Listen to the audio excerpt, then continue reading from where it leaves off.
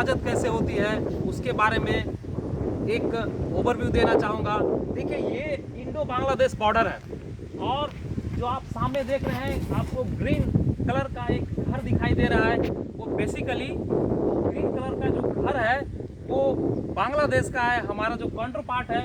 लेकिन उसके आप देख लीजिए, उसको जो एक गांव है, जो विलेज है, वो हमारा जो आईबी है, इंटरनेशनल बाउंड्री है, उसके काफ़ी करीब है। सिमिलरली आप देख सकते हैं जो इंडिया का विलेज है, जो इंडिया का धुबरी डिस्ट्रिक्ट का ये विलेज आता है, और ये जो मसालावाड़ी विलेज है ये भी आईबीबीआर के बहुत ही नज़दीक है। ये आईबी के बहुत ही नज़दीक है। बेसिकली ये जो होते हैं लोग, ये पैसे कमाने के लिए जो स्मगलर्स होते हैं, जो कैटल स्मगलर्स होते हैं, उनको ये फैसिलिटेट करते हैं, उनको प्रोवाइड करते हैं फैसिलिटी। उनके घर में कैटल को स्टॉक किया जाता है, उनके घर में नारकोटिक्स को स्टॉक किया जाता है। और सम टाइम जब इन्फिल्ट्रेटर फ्रॉम द बांग्लादेश जब आते हैं इंडिया, तो उनको ये फैसिलिटेट करके अपने घर में वो छुपाते हैं, फिर उसके बाद यहाँ से आगे लेकर के जाते हैं। तो these all are the trans border crime. और ये ट्रांस बॉर्डर क्राइम को रोकने के लिए, ट्रांस बॉर्डर क्राइम को प्रिवेंट करने के लिए, उसको उसके जो इरादा है, इन्फिल्ट्रेटर जो इरादा है स्मगलर का, उसको नाकाम करने के लिए यहाँ पर बॉर्डर सिक्योरिटी फोर्स को डिप्लॉय किया गया है। बॉर्डर सिक्योरिटी फोर्स, जिसको कि फर्स्ट लाइन ऑफ डिफेंस कहा जाता है, ये ड्यूटी बहुत ही अच्छे तरीके से बॉर्डर पर करते हैं, जिससे कि इन्फिल्ट्रेटर हो या चाहे फिर स्मगलर्स हो, वो अपने इरादे में नाकाम रहते हैं। अब देखिए, यहाँ पर जो ऑब्स्टिकल लगाया गया है, जैसे ये आईबीबीएफ का जो ऑब्स्टिकल है, ये कहीं ना कहीं इन्फिल्ट्रेटर को आने से रोकते हैं। लेकिन यहाँ पर स्मगलर एक बम्बू लीवर मेथड का इस्तेमाल करके और ओवर द फेंस, ये या तो इन्फिल्ट्रेटर उधर से इधर आ जाते हैं, या फिर सम टाइम जो कैटल स्मगलिंग होता है तो झूला का इस्तेमाल करके यहाँ से ऊपर से वो स्मगलिंग करा देते हैं। स्पेशली जब बॉर्डर सिक्योरिटी फोर्स की नफरी बॉर्डर में घट जाती है, जब कम हो जाती है, इन दैट केस क्या होता है, जब AKCB का इलाका होता है वो बढ़ जाता है, वो इलाका लगभग 600 से 700 मीटर हो जाता है। और जब डार्क नाइट होता है, जब रेनी वेदर होता है, जब फ्लड का टाइम होता है, उस समय स्मगलर्स के लिए एक अपॉर्चुनिटी होता है। उस अपॉर्चुनिटी का इस्तेमाल करके वो स्मगलिंग कराना चाहते हैं, उस अपॉर्चुनिटी का इस्तेमाल करके इन्फिल्ट्रेट करना चाहते हैं।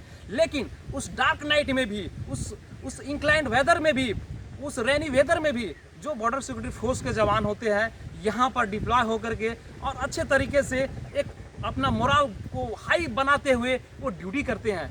वो रियली टफ सर्कमस्टांसेस होता है जब डार्क नाइट, लेकिन डार्क नाइट में यहाँ पर भारत सरकार की ओर से व्यवस्था किया गया है इंफ्रास्ट्रक्चर को मजबूत करने का, जिसके तहत यहाँ पे BFL लगाया गया है, बॉर्डर फ्लड लाइट है, जो रात में इल्यूमिनेट करने का काम करते हैं। और उस इल्यूमिनेशन से जो हमारे जवान ड्यूटी देते हैं, उनको थोड़ी सी आसानी हो जाती है। देखिए, इंफ्रास्ट्रक्चर के रूप में हमारे पास व्हीकल्स भी रहते हैं और मोबाइल पेट्रोल्स और इस तरह के कई ऐसे हैं जिससे कि यहाँ पे जवान अच्छे तरीके से ड्यूटी कर पाए। लेकिन इनके लिए जब बिहार इलेक्शन हो या फिर NRC ड्यूटी हो या फिर अन्य तरह के जो ICE ड्यूटी होते हैं, जब यहाँ से जाते हैं बाहर कंपनियाँ, तो इनके लिए और भी चैलेंजेस बढ़ जाता है। जब इलाका बढ़ता जाता है एक जवान के लिए, यदि ये नफरी यहाँ पर रहे तो इनके लिए क्या होगा कि ये इलाका कम होगा, इल्यूमिनेशन होगा। और देखिए इनकी कितनी मुश्किलें हैं, ये देखिए वाटर बॉडीज़ भी बगल में, आईबी के जस्ट बगल में वाटर बॉडीज़ होते हैं। यदि ये वाटर बॉडीज़ में छलांग लगा करके कभी कभी अपने ड्यूटी को अच्छे तरीके से ईमानदारी से निभाना चाहते हैं, तो वाटर बॉडीज में इनको अंदर जाने की, डूबने की प्रबल संभावना है। जैसा कि 2 घटना जो पिछले साल हुए उससे स्पष्ट हो गया है, चाहे वो इंस्पेक्टर संजय साधु जो कि उधर ही ब्रह्मपुत्रा के एक चैनल में लगाए थे जंप और डूब करके उसी में शहीद हो गए थे, या फिर अभी जस्ट पिछले दिनों 10 दिन पहले एक छत्तीसगढ़ यहीं का जो असम पुलिस का जवान है, वो अपने एकदम एक तरह से ड्यूटी परफॉर्म करते हुए छलांग लगाए और चले गए। तो इनके साथ इतनी चैलेंजेज होता है। वाटर बॉडीज़ है, वाटर बॉडीज उधर भी है, लेकिन जो स्मगलर्स होते हैं उनको एक एक जगह का, एक एक नाले का गहराई पता होता है, एवं वो जान पर खेल करके भी और स्मगलिंग कराने को अंजाम देते हैं, क्योंकि उनके लिए कोई रोजगार नहीं है इस इलाके में। तो उनको पैसे का जो साधन होगा, उनको जो जीविका का साधन होगा, वो जीविका को चलाने के लिए 1000-2000 रुपये पर कैटल के हिसाब से स्मगलिंग कराने के लिए अपने जान पर भी खेल करके और स्मगलिंग को अंजाम देते हैं।